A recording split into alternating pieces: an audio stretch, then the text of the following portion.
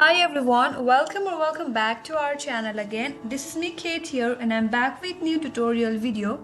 And in today's video, I will be guiding you how to log into BlueScope account. So without any further ado, let's get started with this video. On your desktop, open up any web browser that you prefer and on the search URL, type in BlueScope login. Once you press enter on your keyboard, you will get to this interface with multiple search results. From here, scroll down a bit and click on this third link that says Dashboard BlueScope Portal. Click on that. You will be taken to this page. Again, at your left hand side, you will get a login button. Click on that.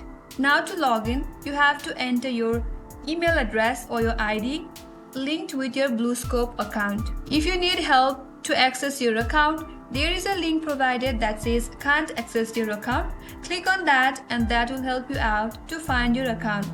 After you're done typing in your email address or your ID, click on next button and on the next page you have to enter your correct password. Once you do that, click on sign in button and then you will be logged into your BlueScope account.